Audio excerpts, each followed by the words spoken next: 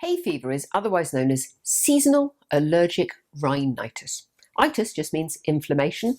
Rhinitis is inflammation of your nose. Allergic, well, that's pretty obvious. You're allergic, in this case to pollen, and seasonal because it happens at the same time every year. The most common kind of pollen to be allergic to is grass pollen, so you tend, if you have that, to have symptoms between May and July. But some people are allergic to tree pollen, which means symptoms mostly from March to May, and others are allergic to weed pollen, which means mostly they suffer between June and September. Hay fever is really common. In fact, it affects about 1 in 5 people, often starting in your teenage years, just in time to interfere with your exams, but it may well settle later in life. So the symptoms include a blocked, sneezy, sniffy, runny nose and itching, of course, itchy, watery eyes, and a tickle and irritation at the back of your throat.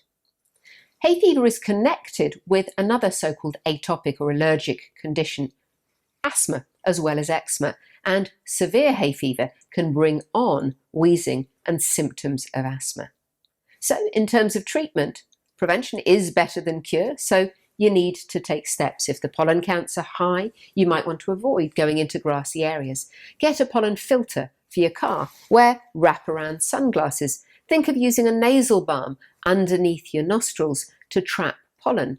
Make sure when you come in from outside, you ideally wash your hair, or certainly don't leave your clothes on when you come inside because they'll have pollen in them. Don't leave your washing out to dry on the line where pollen will settle on it.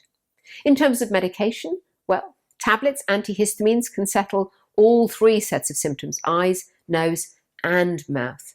Eye drops taken regularly, but not if they're taken now and again, can relieve the symptoms in your eyes, and the same thing in your nose. The nasal sprays that you take need to be taken really regularly.